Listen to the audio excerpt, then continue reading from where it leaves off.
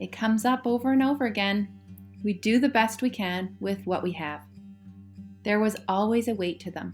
I manicured them so well, but they never dried out.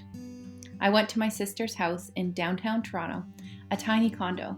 It was Friday night. We got pizza and wine. With a bowl, a pair of scissors, and a few picks, we worked our way through my thick ponytail.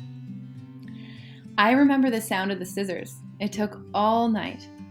I realize now how much work goes into unwinding the layers, into releasing ourselves. I felt empowered to be my best self. I traveled, hiked mountains on my own, and took my yoga teacher training.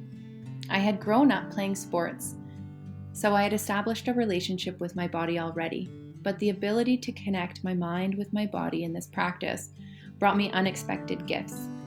This feeling of relating and connecting to others within a supportive community was contagious. I was curious, so I just kept getting more involved. I drove across the country in my good old Goldie and stayed at a hostel in Victoria with my business partner. I felt ready to open a studio. We created a space for people to land in their bodies, to be held in themselves as they are. It's what we built this community on. Over time, I opened up a second location. As I juggled the two studios and the creation of my family, I herniated my discs severely.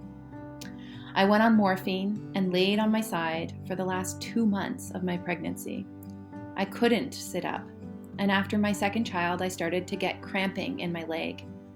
Between motherhood and the studios, my body came last.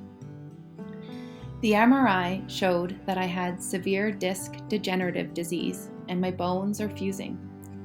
I was diagnosed with chronic radiculopathy and I'm losing the ability to move my left leg. My muscles now seize when I use them.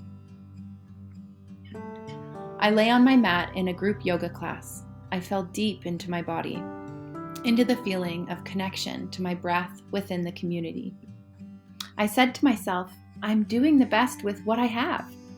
I realized I was unwinding the layers in a space that supported my evolution. I realized my practice was being expressed differently at this stage of my life.